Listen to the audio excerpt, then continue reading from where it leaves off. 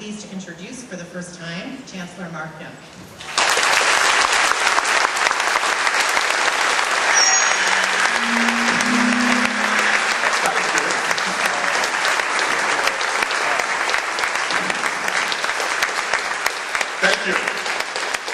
Thank you, Joy, and I'll get used to the technology yet and stay behind the speaker. I think we're gonna have to turn the volume down just a little bit. No, not in the back? Okay.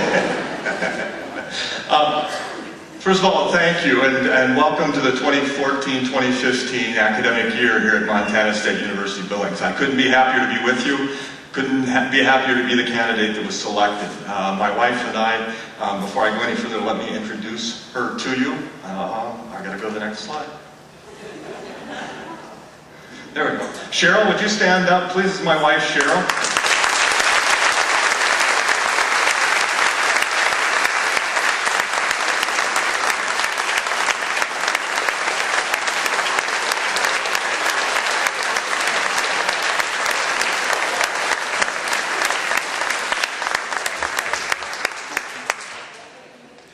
You will see Cheryl around a lot. She is a big athletics fan. She's a big music and cultural events fan. She just loves hanging out at university campuses, and it's a good thing because she and I have been doing that since 1976. But I couldn't have a better partner to help with this job, and it is a big job that often takes two people to do it well. And Cheryl and I have been married for 34 wonderful years and have 3 children, all are grown. Our youngest is 25. We have a 29-year-old who just told us recently that we'll be grandparents again. But you can't tell anybody. And we have another daughter. Our oldest child is 31, and she made us grandparents this past December. So if you run into either one of us, you're going to hear about Brielle. Just get used to it. Thanks very much. At this time, I'd like to introduce Bruce Brumley to come up and say a few words on behalf of the faculty. Bruce?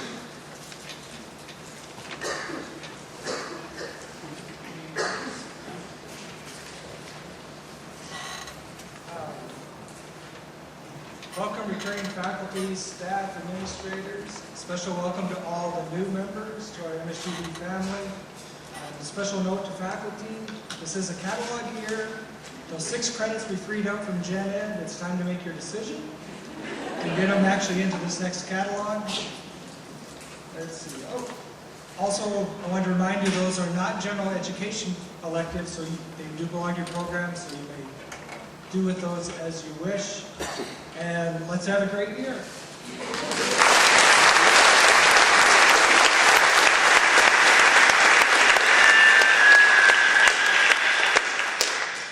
Thanks, Bruce. I've also been asked by Tony Armanovich to remind, or to let the faculty know that immediately following today's presentation, at about 10 o'clock, about 11 o'clock, I'd like to have the faculty stick around in here and have a short faculty meeting.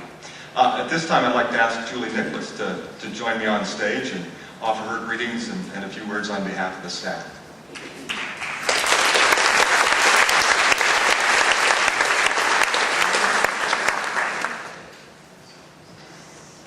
Good morning, I'm Julie Nicholas. Most of you know me as the Benefits Specialist in Human Resources, but I'm also the Chair for Staff Senate. I'd like to tell you about Staff Senate and why we exist. The purpose of Staff Senate is to represent all classified staff and those employees other than faculty who do not supervise other employees.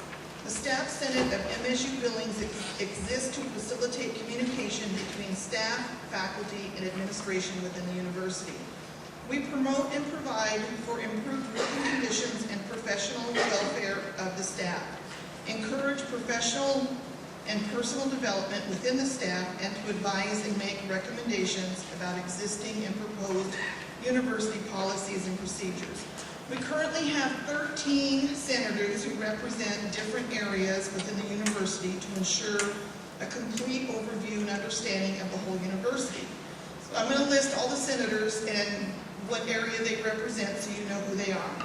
So Darrell Williams for Central Administration, Jessica Baker, Tiffany Iwin, and Holly Hopper for Student Affairs, Sherry Steiner for City College, and she's also the vice chair for for Staff Senate, Tracy Mauser for International Studies, myself and Rebecca Emter for Administrative Services, Melanie Thompson for College of Arts and Science, Karen Michelson for Facilities Services for the custodians, Jason Christopherson for Facility Services for crafts, Kathy Burke for College of Business, Jennifer Burns for College of Education, and Andrea Balastri is the Secretary and Treasurer for Staff Senate, but not a Senator, but she helps us out a lot.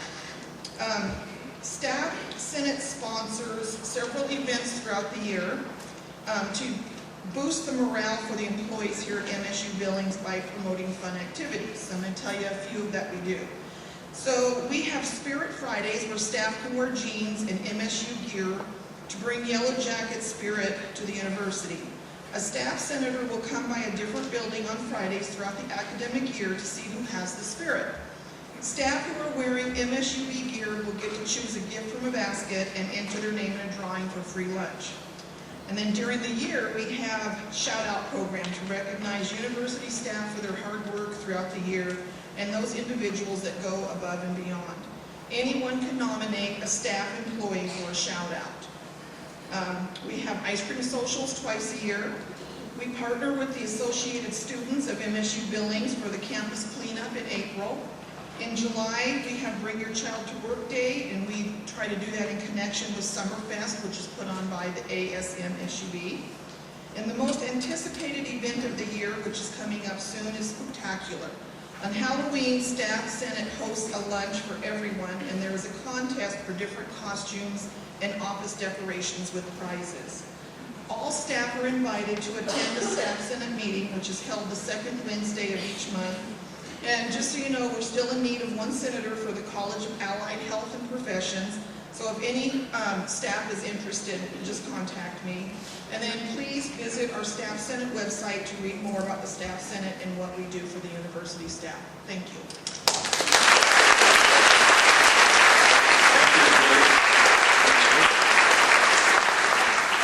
At this time, I'd like to welcome Daniel Barnhart, our ASMSUB president. He's a political science major with a minor in criminal justice, and he spent the summer fighting forest fires for us. Dan.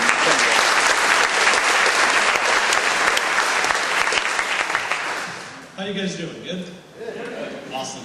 So today we all have something in common. None of us know what I'm going to say.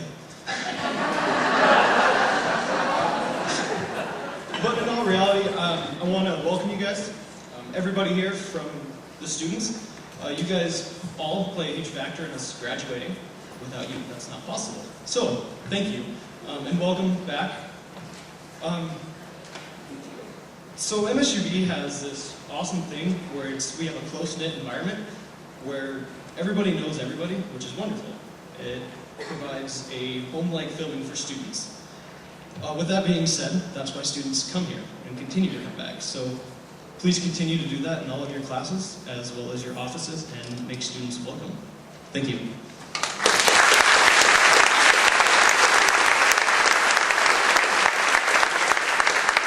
Thank you, Daniel. And I want to echo something that he said, that it's one of the reasons that Cheryl and I chose MSUB when we were out looking for places to apply to, but also when the offer was made.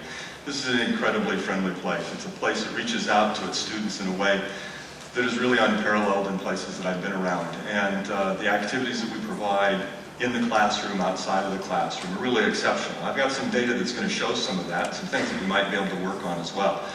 At this time, I've got a few other people to introduce. Before I do that, if you look in your cover, you'll see that we've got a lot of new faces joining us. And if you are one of those people who is new to MSUB, would you please stand at this time and let us welcome you properly.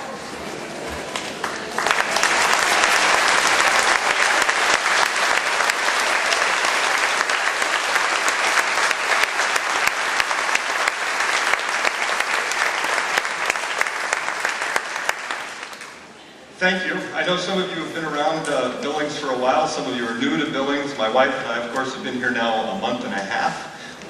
And what we have found is an exceptionally friendly community in the Billings area. Beautiful landscapes, great places to shop, great people to interact with. And I know that you'll find this an extremely welcoming place, a place that I hope you'll call home for a very, very long time. I have a few key leaders that I want to make sure everybody on campus knows. And so I'd like to introduce our new deans. First of all, Dean Christine Scher-Kermeen. Stand up so they can see you.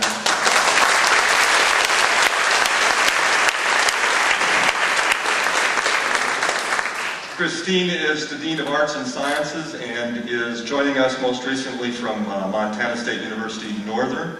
Got degrees at Dayton University and at Bowling Green State University in rhetoric. And we couldn't be happier to have her joining us here in Billings. Dr. Rita Kratke is one of those familiar faces. Rita.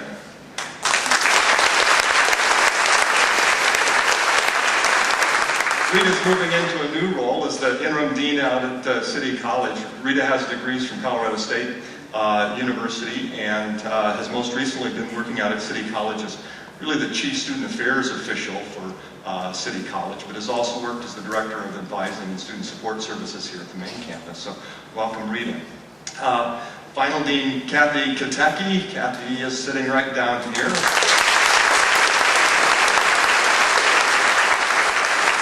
Kathy is another one of those extremely familiar faces on campus. Not only has she been here doing other things for a while, now serving as our interim dean of students, but she's one of our alums. Bachelor's degree in management and master's degree in integrated studies. And so welcome to all of you. Two other new leaders, Joe Orbeck. Joe is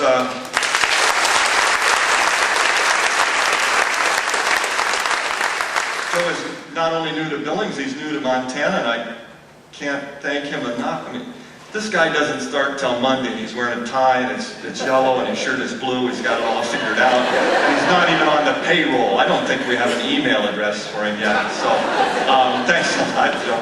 Joe comes most recently from the University of Nebraska at Kearney, where he was the Chief Student Affairs Officer for the university. Before that, he was at Bowling Green State, has degrees from Gettysburg, Ohio State, and Florida State. And Joe, welcome.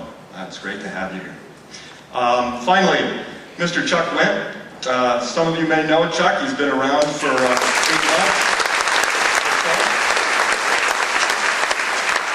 Chuck is the president and CEO of the MSU Foundation and is going to be integral in helping us get a new building built around here, getting it funded. He has his degrees from the University of Denver, a baccalaureate degree there and an MBA, and most recently was working at Lowell Observatory, helping them raise money for telescopes and to support scientists, and something that I can really get into. So thanks, Chuck. Thanks to all of you for joining us. I look forward to working with you and the leadership that you will provide, new faculty and staff. I can't wait to get to know all of you. Also the familiar faculty and staff. I almost said old, and I don't want to do that, but those of you that have been here a while, looking forward to getting to know you. We are new. You know, as I walk around campus, I run into people I don't know whether to say, it's great to meet you, or it's good to see you again. So just remind me whether or not we've met, and please forgive me if I don't remember your name. I have to tell you a little story. Just yesterday, I was walking across campus. I ran into a young man, kind of tall, beard, had on a Bobcats hat. We got to fix that. But I started to talk to him a little bit, and we hadn't met before. And it turns out he's a student. And this fall, he's going to be a chemical engineering student at the other MSU. But he had just finished, he'd gone to school here and he was transferring, just had a wonderful time in chemistry and physics and mathematics, and called out Dr. Wiles and Dr. Jacobson as people that have really made a big impact on his life. And so as I've been traveling around and meeting alums and meeting them in Madison before I came here, meeting them here in Madison, in Billings, and also up in Miles City and around, I hear a very consistent message that they've received a great education, and all of them can name very special faculty members that have touched their lives, or very special members of the staff, whether it's in financial aids or advising, or one of the administrative assistants in the department that reached out to them. I hear that as a very, very consistent message from our alums and from people around the community. So thank you. It is demonstrating that Cheryl and I have made the choice that really does fit what we were looking for in the first place. want to take as I mentioned, I've been traveling around, I've been talking to people downtown, business leaders, civic leaders, people in the social services. I've been meeting with students, alums, few faculty, a lot of staff, and I hear two common themes when I talk to people and ask them about MSUB. And one of them is that it's a great place to learn. I couldn't be happier to hear that, especially from alums. And I'll share some of those stories here in a little bit and look at some of the amazing things that our students, our alums, and our faculty and staff are doing. The other thing that I hear that also kind of touches me in a positive way, especially from the business community, is that MSUB is an easy place to love. I like that. I like being something that everybody, being a part of something that people see as lovable, something that does something for this community. And I got to understand that a little bit better yesterday I don't know how I happened to end up there, but I was on the Career Services website. I wasn't planning to go there, I just ended up there. And I found in 2013, I guess sometime I should actually be there, but I saw the 2013 statistics on our graduates. And it's amazing. First of all, 70% of them returned the survey. Where else do 70% of the people return a survey? 70% of our 2013 graduates replied, and 97% of them are employed or in graduate school. Yeah.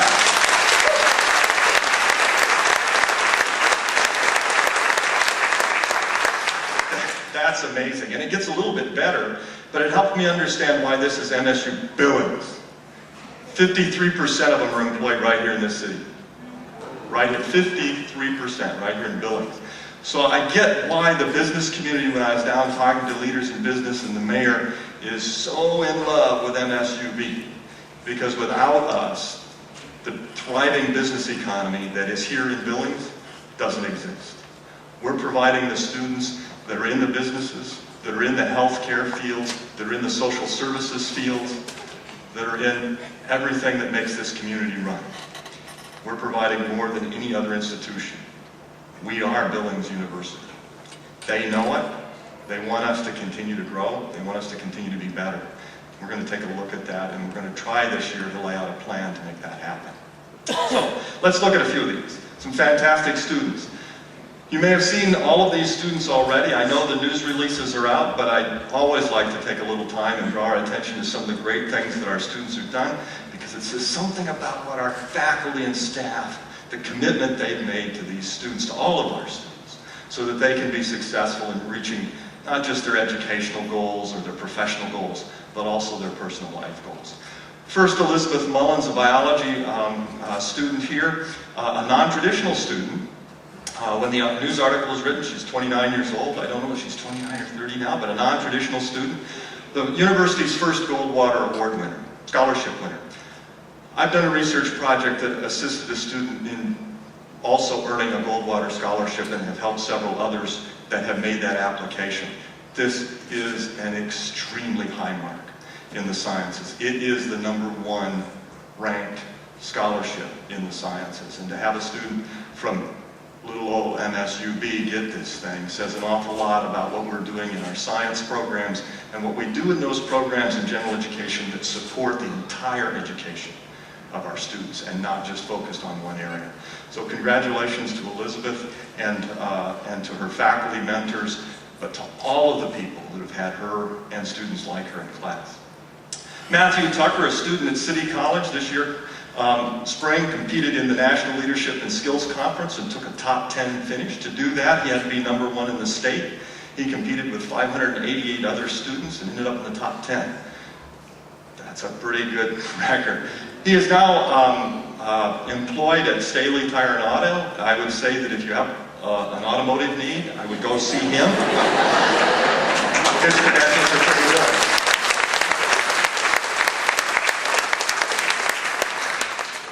Bobby Knudsen has been an outstanding student athlete, and I want to emphasize student. We may probably all know of her accomplishments on the court, and they are really exceptional. She led the conference in steals to turnover, assists to turnover ratio, has rewritten several of the records here at MSUB. But in addition, and she was then named the GNAC Female Athlete of the Year, not the female basketball player of the year, but the female athlete. The first time MSUB has had a student athlete named the Female Athlete of the Year.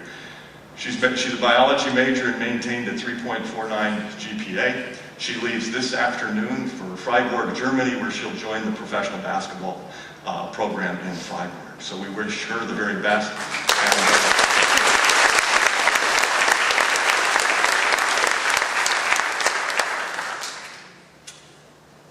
We have an American Indian Business Leaders program that is, as they say on one of our favorite programs, off the hook. Yeah, we're kind of foodies. But this group, in the last decade, has won the National Business Plan competition 5 times. 5 out of 10. National winners. Yeah, that deserves a round of applause.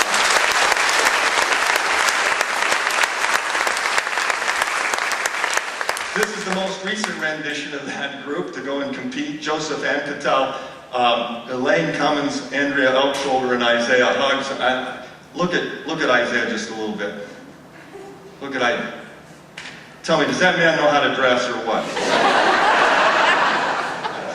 So, I want to thank Dr. Otian. I know she can't be here. She's working on recruiting some partners to help in the business program this year. She wanted me to make sure that I acknowledge the work of Dean Barbara Wheeling this past year with this group, and she really appreciated the support of everyone for our students. These students created a business plan around a product called Knuckle Busters. It's a beeswax product for hardworking people that are going to have trouble in especially this dry arid climate. So congratulations to Abel, to Dr. Otian, to Dean Wheeling, and to, again, all of you, because you have all touched the lives of these young people. Finally, Ashley Kennard, you can see the scholarships and things that she's won here. She's been an Employee of the Year nominee here on this campus. But I put her picture up here. I want to talk a little bit about her because she was one of the students who did study abroad last year. She went and had her picture taken in front of another famous clock. There seems to be one that shows up on our stuff a lot, but there's this other little clock that I guess is important. But she spent the semester in England, had a wonderful time, and said it did more than change her life. It changed her perspective on things and the world around her. She's an accounting major. She's hoping to be a CPA. She volunteers to help people with their taxes as part of a program that we run here. An outstanding student. Last year, I believe we had a total of 27 students study abroad in one form or another, 13 of them on programs that were essentially exchange programs, another 14 with faculty-led programs. I'm a huge supporter of study abroad and international studies. You will hear more and more about that from me over the coming years. We live in a very global world, global society, and our students are going to step into that global society, whether they get a job in Billings, or in Seattle, or in Beijing. Everybody's life is touched by an international business community, by an international social community. Our students need to understand that. The best way to do that is to have them get out and experience that world. I know that we have students that can't all afford to do that, so it's important that we bring that world to them through our international programs. And so we need to make sure that we have a significant number of international students on our campus so that our students, when they leave here, know how to engage that international community, not just business community, but that international community. So we'll be talking about that, not much today, but throughout this year. It is something we need to pay attention to and work on. So those were our students, and our students go out and become our alums. And I've talked to a lot of alums recently, but I had a chance to sit down with Chris Nelson. Cheryl and I had dinner with him over in Bozeman and got to meet his best friend Izzy, which is a dog, and it's a beautiful dog. And we had a good time, and this is one of the most gentle people you'll ever meet. He's one of our grads. He is a non-traditional student. He actually had his child in tow much of the time that he was in class. And now you can see what he's doing. He is the co-owner and the moving force behind the Northern Hotel downtown. Bernie's Diner is his mother's name. She ran Cooking with Bernie's for a long time on TV around here. And 10 is his father's initials. So the bar and grill down there that is 10 is actually Thomas E. Nelson. So big supporter of Billings, big supporter of our campus and what we do here, and I wanted you to hear from him directly. A lot of people have looked at me when I said, yeah, I got a degree from Eastern. And you know, the people that we work in the marketplace, a lot of them come from MIT or Harvard or Yale or Stanford and all those places. And I feel like I got a better education than they did. I've helped with certain things up at MSU Billings over the years, and it's just fun to see the level of interaction that the faculty and the staff have, that the students have with the university itself. One of the things that's very unique about MSU Billings, Eastern Montana College, is the non-traditional student makeup of the student body. A lot of people that go to Eastern are folks that have already been in the professional workforce for a long time, and they're going back to learn more. And so the school gears itself around that. Because I was a full-time student, I got to meet a lot of people that were going to Eastern that were in the professional workforce that I wanted to be a part of. And that's really how I got my first job, is I worked in the lab, computer lab up at Eastern Montana College, and a lot of the people I helped were in banking, or they were in insurance, or they were having computer problems. Pretty soon they'd be asking me to help them in their workplace. And I got my first real job working at First Bank Systems because some of the folks that were in a hiring position there had taken a couple of computer classes after hours, and it got me my first job. I had the greatest experiences there, and I had phenomenal teachers. I had a computer science teacher named John Mueller, that he had this way of teaching his classes that I've held on to ever since. And when I teach people here, I use a lot of the stuff he used to do. He used to do a lot of visual things. You know, like trying to make people understand how a bubble sort works. He'd hand out all of these cards and we'd have to be the program and hand it around. And it would just make everything just so solid.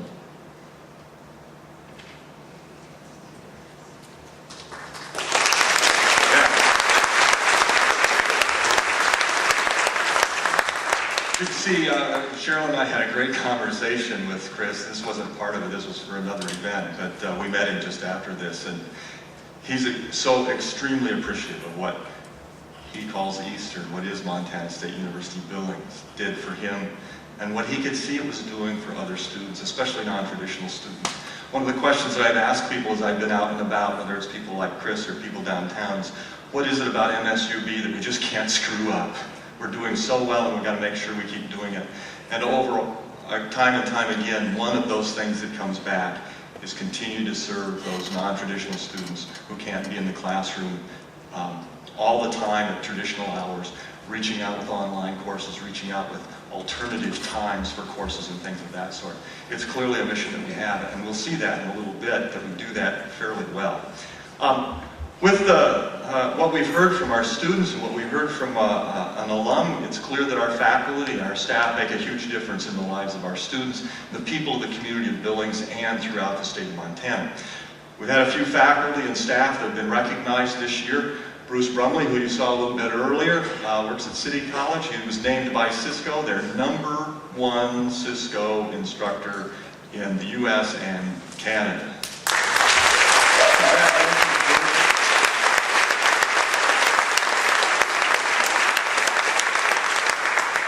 You might step back and say, well, how many instructors are there of Cisco stuff? Well, I don't know how many total, but there were 4,000 nominees, and he was picked #1 out of 4,000.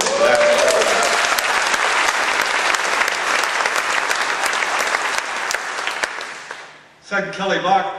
Kelly, I think is here somewhere. Kelly, where you at? Oh, stand up, let people see. Kelly is our Director of Student Opportunity Services.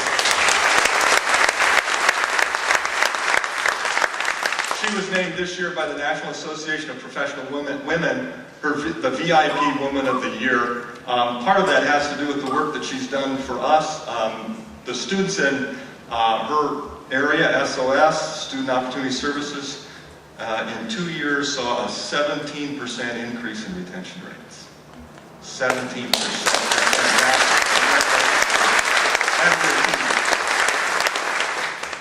Finally, Coach Wooden, Coach is around here somewhere. I saw him walk in. Where you at, Coach? Coach? Right there, yeah. Coach was named the GNAC Women's Basketball Coach of the Year. When you see what our female women's basketball team did this year, winning the conference, moving to the Sweet 16, but more importantly, I believe is the #1 academic women's basketball team in the conference.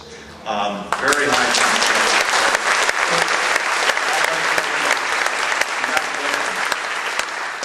It's clear that our student athletes are truly students before they're athletes, but they are pretty darn good on the court too. So thanks to all of you that work with these students to help make them successful both on the court, in the classroom, and as importantly in their personal lives while they're here and when they leave. It is tradition on this campus to award the Peppinger Award during this presentation, and we're not going to do that this year. And I know that might be a bit of a surprise. We've selected somebody. Part of it's because I came late, but the other reason is that I really want to make this a little bit more public. It is a chance to honor one of the best among us. Last year it was Tim Urbaniak. This year we will announce it a little later. I want to make this announcement during what will be, I don't know what they're going to call it, the installation, the inauguration. I want to make sure that that event is focused on the people that really drive this institution. That's the faculty, the staff, and the students. So I think it's only appropriate that we award our highest honor to the new Peppinger Award winner during that time. So we'll make that announcement sometime later. We don't know when that event's going to happen yet, but when it comes up, we'll let you know. So, talk a little bit now about what I am seeing as I look at this university and where I think we might be able to go. I want to share a quote with you from John W. Gardner. Now, when I say John W. Gardner, there are many people in student affairs who think of this person that's started the first year experience, and that's John N. Gardner. This is John W. Gardner. John W. Gardner is actually much, much more famous, and nobody knows about him, but he is. So John W. Gardner passed away a few years ago. He's a graduate of Stanford. He served in World War II. He's a Republican. I say that for a reason because he was the Secretary of Health, Education, and Welfare in the Lyndon Johnson administration. He is one of the principal architects of Medicare. He's the driving force behind the creation of public broadcasting system. He's also the founder, with some Democratic friends that he had at the time, of what is now known as Common Cause. I think he faced some challenges. Think about this, a Republican in Johnson's cabinet, in charge of health, education, and welfare. That's a little different than what goes on right now, right? This is the 60s. The civil rights movement's in full swing with riots throughout the country. Vietnam is gearing up, getting uglier and uglier, and a bigger social and political event on our campus. And he's going to run health, education, and welfare. So he made a comment one time that fits what I've heard from some people here about some of the things we need to work on, like fundraising, $5 million for a building, like making sure our enrollments grow, making sure our students are successful in getting our retention rates and graduation rates up. So here's what he had to say. We're all faced with a series of great opportunities, brilliantly disguised as insoluble problems. And if anybody could have seen insoluble problems, I think it was John Gardner in the role that he had. And as I've talked to people, I've heard some language that sounds a little like we've got some insoluble problems because we face the bottom. And its draw of our students could be students. We face the challenges of declining enrollment, declining number of high school graduates in our region. We face issues around financial aid, and in particular student loan debt, and how to handle that, and how we can keep our costs down, while states across the country are holding down their support for higher education. It's easy to see these things as excuses instead of challenges. And it really is our goal to make sure that we see them not just as challenges, but real opportunities. a chance for us to make a mark on the lives of students, on the life of this institution, and on the life of Billings. And the people of Billings want us to do that. So let's look at some things and talk about some things we might be able to do together. First of all, we have this wonderful project, Yellowstone Hall.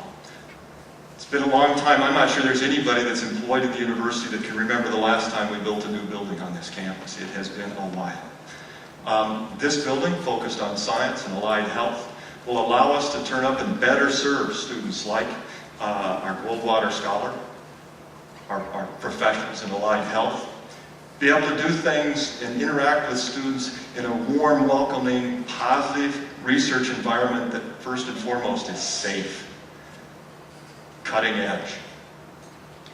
Able to allow research projects, undergraduate research projects for our students, professional research projects for our faculty and staff, to be able to take our STEM education and healthcare education to a new level. One of the areas that the people around this community, around this state are telling me is important to them and they need us to do well is STEM education. We can't do that without this building. We have to this year work extremely hard to make sure that we raise the funds to start that building. It will take us a while, even after we get the money to start. There's a lot of planning that needs to be done. We won't be able to get into this and build it next fall. But hopefully we'll be able to get the money raised this year and be able to start very soon. The exact timeline for raising all that money we're still working on. But we need to get started on it in a very big way. Chuck and his staff, Chancellor Grossetz, have laid an excellent foundation for us to do that. We now need to really get started on it and get out there and make sure that we have the facilities for our students, for our faculty, and for our staff, so that we really can offer excellence that is half of our model. So we'll be working on this year and trying to raise those funds. One of the things that, one of the other challenges that people have told me about is our student success indicators. Things like graduation rates, retention rates. They're things that you acknowledged long before I got here in the MSU Advantage plan, the strategic plan. We should be able to bring these up. And I want to look just a little bit at these, but I also want to temper that a bit. Because it's important to me that we serve all of our students, regardless of when they start here or the credentials they have when they start here. When we look at retention rates and graduation rates, they focus on that group of students who start here as first-time, full-time freshmen. They don't tell us anything about how we do with transfer students or how we do with part-time students. It's important that we look at all of our students and serve all of our students and know that we've got programs in place for all of them and serve them well. But let's look at this group that everybody else is going to look at for us anyway and see how we're doing with them. So 6-year graduation rates. I've picked out a few institutions that are around our area that have enrollments that are somewhat like ours, but more importantly have a student body that's similar to ours. Meaning that all of these institutions, the average ACT score for the freshman class is within half a point of ours. So, we're not comparing ourselves to elite campuses with 25 or 26 average ACT, but within a half a point of ours. And a very similar high school GPA, average high school GPA, class rank. How do we compare to this set? These institutions are also in our region that face the same problems with the Bakken that we face. So I've got Bemidji State in here and Black Hill State, the University of Montana Western, and Minnesota Crookston. What you can see is that in that group, they are really working towards a 6-year graduation rate of 50%. We're at the bottom of this group. But we have set a goal to increase that in our plan. And I think 50% is a reasonable goal for us to shoot at. It's a big goal. It's 15 percentage points. We'll have to work on that. And the thing that we have to realize is we won't see that turn around tomorrow. This is a 6-year graduation rate. So even if we get on this now, we won't see this happen for 6 years. right? We will start to see some good things happen because of what happens with our sophomores, our juniors, and seniors. But to really get this thing going is going to take 6 years, so we cannot wait. We've got to get on that. Now, this looks at cohorts that come in as freshmen and their first time and they're full-time, and most of them are 18 or 19 years old. I had the opportunity to meet a bunch of them this year during orientation sessions. But I asked our IT people, and Joanne Stryker is new, working and getting all this data pulled together to me, and we found some things that have surprised both of us. Now, what I did is ask her to get some data on that group of students that graduated in 2013. What can you tell me about that group? And what we found is that only 47% of them started out as first-time, full-time. So when we look at retention rates and we look at graduation rates, we're capturing only 50% of those students who go on to complete. So we're not really doing a service to all of our students if we focus in on two numbers that represent 47% of our graduates. We have to look at these other students. 36% full-time transfer, but an amazing 16.6% of our graduates were part-time students. I've never seen numbers that high anywhere I've been. Okay? And it has an impact. I think it's not a bad impact. I'm not saying positive or negative. When we look then at that group that completed last year in 2013, and we say, how long did it take to get to that degree? How many years from the time they first enrolled until, so this isn't semesters enrolled, they enrolled back in 1908. When did they, we weren't even in college then, but they enrolled way back, and then when did they graduate? Well, 2.79% made it out in 3 years. Gotta like that, right? Some of those are transfer students, but some of them are new entering freshmen because they're carrying credits with them from high school. The thing that is shocking is way up here at the top, the 19.53% that take 8 or more years. Almost everywhere I've been, almost every institution that I've looked at that's a public, comprehensive university, generally less than 3% of students in a graduating class took more than 6 years. We've got almost 20% that took 8 or more. What's this mean? What it means is that we've got a lot, that's more than we've got part-time students.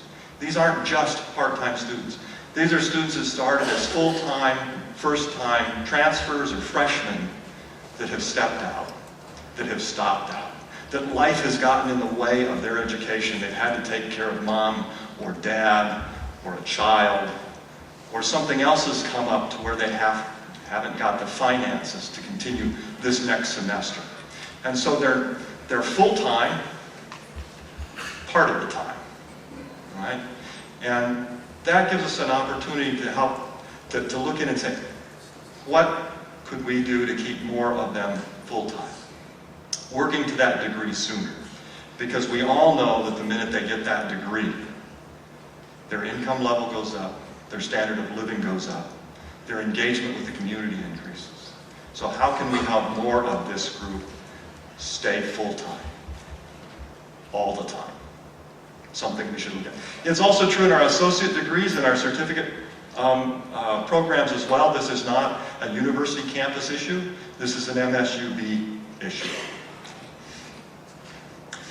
Looking a little bit at retention rates, going back over about the last decade here, we've got the retention rates for university campus in blue and for the city college in yellow. And there's quite a little bit of wiggle here, but there isn't a trend.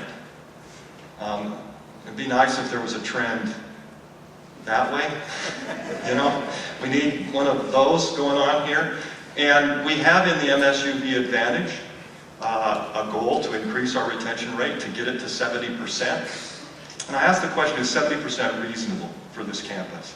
Given the makeup of our students, given their ACT scores, given the BAC, given where they come from, given the financial background, is it reasonable? And so I turned to those schools again that we looked at earlier that face the same issues and have student body that looks almost the same. And what we find is that this blue line, unfortunately, is MSUB's retention rate. The retention rate of the others is up there at 70. Right? The three institutions up there, Bemidji State, Montana Western, and Crookston. So 70% is a goal. It's a reachable goal. And I asked some people to look at some data and say, what do we have to do? We looked at a piece of data that I've done for some other campuses, and it shocked me. Again, it was a surprise. There's a difference here with our students that I wasn't expecting. When you take the freshman cohort from back in 2013, and this is the group that will be sophomores this fall, right? So not all the data's in, but we can tell about what's going to happen. What we find is that we're retaining 60% of last year's freshmen. 39% of them, almost 40% of them, at the moment aren't registered. The big myth in higher ed, and I've had to work with this with regents, I've had to work with it with legislators, I had to work with it with chancellors and provosts. There's a feeling that the reason that students don't come back is because they're academically ineligible, because they're flunking out. Look at our data a minute. Of all the students that started with us last year, 4.5% are academically ineligible. All of the rest of them are welcome back here. All the rest of them.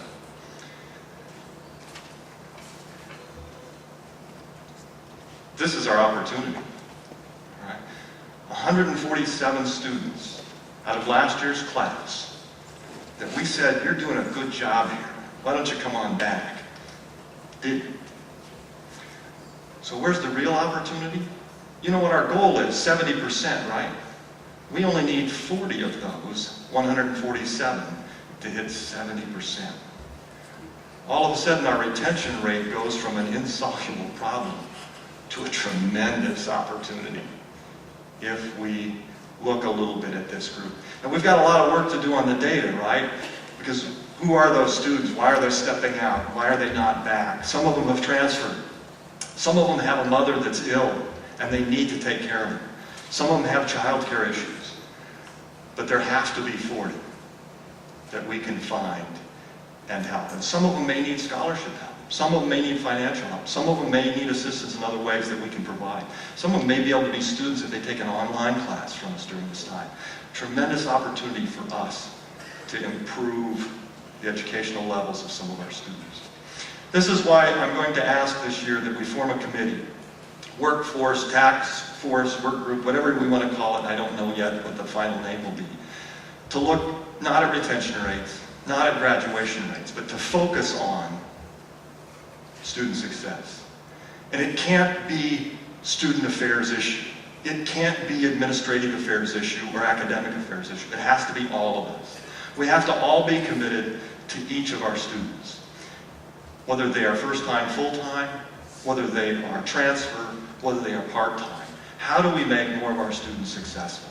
How do we get more of them to realize that coming back for a second year, a third year, continuing until you get that degree is really in their best interest, outside of a family tragedy?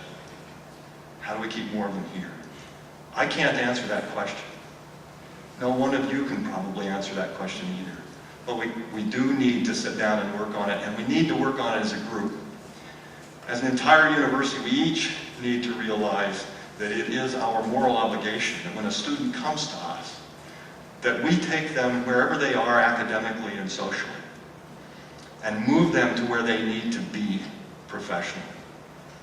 That's our obligation. This data actually says, I think we're pretty good at it because we're taking in students. We've got a pretty open access.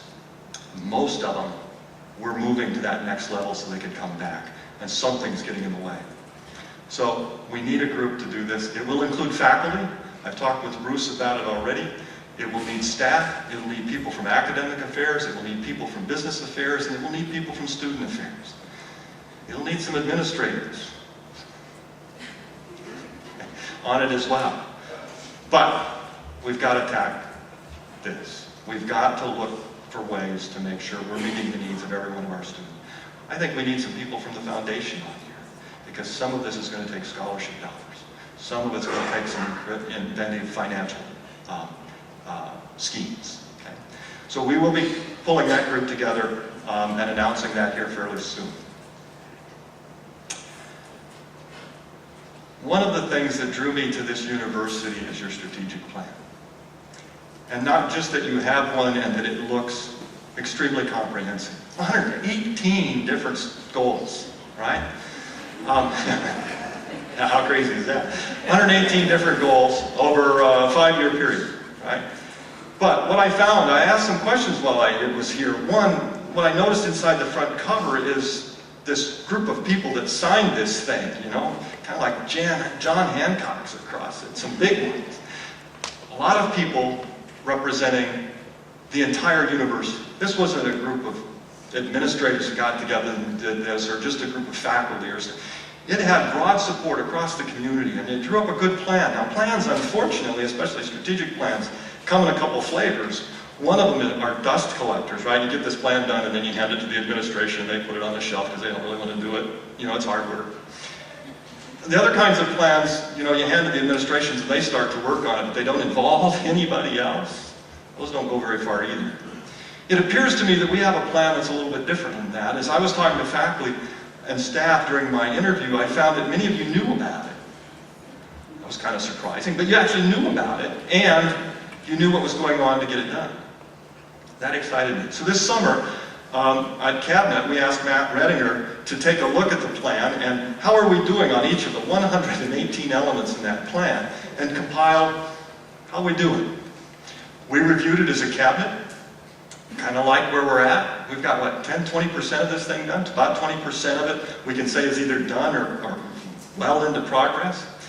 But what I'd like to do is make sure that this isn't the administration's plan, and it doesn't become dusty. And so what I'm going to ask is that we reassemble the MSUB Advantage team, the team that drew this thing up, worked hard on it, and ask them to review our progress. How are we doing at implementing? Don't leave this just in the hands of the administration, but get them involved to go through what we've done and to look at what our priorities might be with the things that are still in there and where we should go over the next couple of years to move this university the most. And to step back and say, are there things, given that the way the culture's changed, given the way that time has changed, the pressures and things, is there anything that we might drop out of the plan or anything we might add to it? We're not going to go through a full-blown strategic planning process. We've got a good one. We don't need that. We do need to implement what's here because it really is a great plan for our university. And I want to make sure that it is the university's plan and we're all engaged in that plan and in the success of this university. So we'll be getting that group together as well. So priorities, you should have been able to figure them out already. For me, making sure that we get Yellowstone Hall funded this year. Built, can't do that, got to have the money first, but get it funded. Let's get out on the trail, get the funds here that we need to do to get that building built. We've got to have it for our students, we've got to have it for our faculty and staff. It will be a huge morale booster for us and for our students to see that thing constructed, open, operational, and I can't wait to host a great big party at that, what is now a parking lot, but in that building. Second, we need to move forward with the implementation of the MSUB Advantage. Get that plan, we've got the plan, it's working, it's moving, let's recommit to it and make it move forward to 2018. Finally, third, we will implement a student success team, take a look at what we can do to serve all of the students on this campus better, how we can make a recommitment to our students and their success. I said during my interview, and some people have reminded me about this, that I am committed to making sure that we serve the individual student. If we take care of that student that's in my office for advising, that's in my office because something has gone wrong, in my classroom, in my office in financial audits, in admissions, in records and registration, visiting with me in residential life, sitting down with me at lunch in the sub. If I worry and take care and meet the needs of that individual student, all of these numbers will take care of themselves. We don't need to focus on the numbers. We need to focus on the individual student. If we do that, the numbers will be fine. Okay. Finally, we do need to create an achievable enrollment management, an enrollment growth plan. I haven't talked much about our enrollment. We don't know exactly what it's going to be yet for fall. We do know that we had to cut some money out of our budget, partly because of enrollment. We do need to make sure that our enrollment flattens out. We've lost a few students over the last 3 years. We also need to have a growth plan.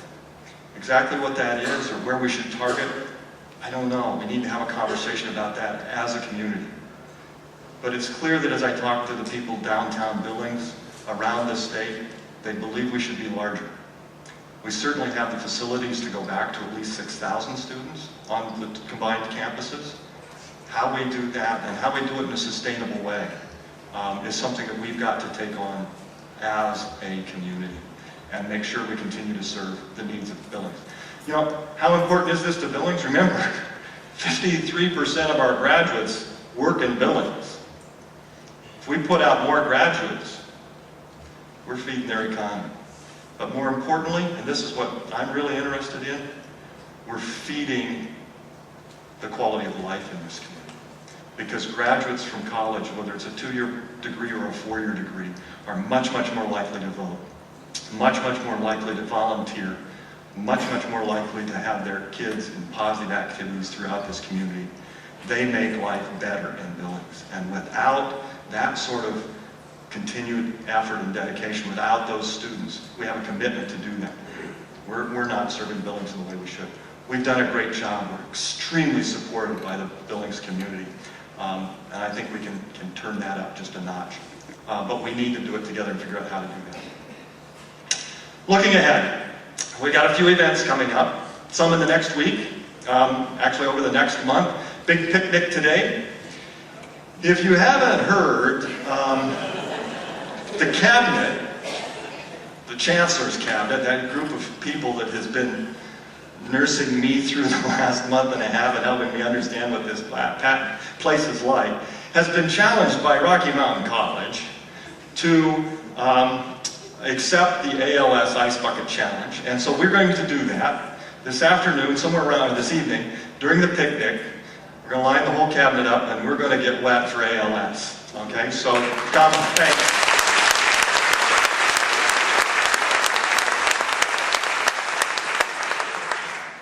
A few other events going on. We'll get the students here on the 31st, help them move in. They call your attention to a couple things, in particular the Board of Regents meeting coming up at City College on September 17th and 18th, followed immediately by the statewide summit on sexual assault and sexual abuse, not in our state. We're doing everything we can to make this a big, big event. It needs to be, sexual assault on college campuses is a national issue. It isn't something that we can ignore. It isn't something that we can walk away from. It isn't something we can say it doesn't happen here. It does. We know it does. We want to be a leader in that, and I couldn't be happier that it is our turn and that our campus stepped up to host, not in our state summit this fall. And it'll be immediately after the Board of Regents meeting. We also have a couple of big events throughout the year. Athletically, we're going to be hosting the Western Regional Division II Men's and Women's Cross Country Championships this November. And then on into March, we're going to host the GNAC Men's and Women's Basketball Championships. So some big events, bring a lot of publicity to our campus, let us showcase some of our facilities, and hopefully in every case showcase a bunch of our athletes participating in them. Finally, the last one that I want to mention is the big event for me. I'm proud of this one, and I want to thank Dean Wheeling and Chuck Wendt for working on this and pulling it off. Montana doesn't have a Business Hall of Fame until now, and it's going to be here at MSUB in the College of Business. I couldn't be happier about that. We'll be inducting the first nominees, the first inductees this fall, October 2nd, and the keynote address will be given by this guy, the Honorable Rudy Giuliani. If you have a chance, want to be a part of that, I've had a chance to meet a few of the people that are going to be inducted. They are great individuals. It's going to be a wonderful evening to hear their stories. Humble people, done some great things in this state, but extremely humble people. So I'm very much looking forward to that, and I want to thank Barb and Chuck both, and your staffs for coming up with this idea and making it a reality. Way to go. To end, I do want to say thank you. Thank you to a few people. First of all, to Aaron Klinging-Smith and a couple of hundred other people that pulled everything together for today's event. You know, I wouldn't put flowers in front of the stage, but somebody did, and it looks really nice. And we've got all these nice banners, and the slides all work, and the clickers all work, which wasn't happening yesterday at this time. So Michael Barber went to work and got us a clicker that worked. These are hard to pull together, and I want to thank all the people that were part of that. It was a big event to get pulled together, and they've done a wonderful job. Again, I want to thank I've always felt bad about thanking a search committee when I'm the person that ended up getting hired. But I want to thank them not because they chose me, but because I know how hard it is to serve on a search committee at a senior level, whether it's a vice chancellor search, a dean search, but especially a chancellor search. There's outsiders that are running it. There are people, there's a search consultant that's involved. There's a whole bunch of people on campus that want to know what's going on and who's in the pool. There's outside people who want to throw names at me and say, hire this guy. Which you worry about just a little bit. But it's tremendously difficult to serve on these committees. But as Joy said, it also can be tremendously rewarding. As I worked through the search process on this campus, it was the work of that search committee that helped convince me that this was a place that Cheryl and I wanted to be. Their commitment to the university, their commitment to the students, their commitment to the process of keeping it fair and as open as a search process can be. You really do owe the search committee a great deal of recognition, even if I completely flopped. Because they were tremendously professional in the way they handled this search. I saw the same thing as I came in and started to work with the search for our Vice Chancellor, Joel Beck. It was just a wonderful commitment by the individuals on these search committees to this institution and making sure that they do the best job that can be done to find leaders for this campus. So thank you to everyone that served on search committees, but especially those for leadership roles, because it becomes very public. Everybody's interested, and there's a lot of outside, not only attention, but people involved. So thanks very much to all of you. Finally, I want to thank all of you. The transition that Cheryl and I have been through in coming to Billings has been tremendous. I haven't been any place that's been more welcoming. Everywhere we go, people are extremely friendly. They don't know I'm the chancellor, and they're still extremely friendly. Once they find out I'm the chancellor, things change. But we'll deal with that. What a place. And, you know, one of the things that we saw as I was interviewing, and Cheryl and I were walking around, and Debbie was driving Cheryl all over Billings. I think she found more Billings than I've seen yet, and she did it in a day with Debbie. But, you know, this community, the people here on campus are extremely dedicated to the students, extremely open, and extremely committed. I saw more students. I interviewed on University Day. Okay? Students aren't really around very much. Lots of other things going on. But every student that I ran into was wearing something that said MSU or had a yellow jacket on it, or something of that sort.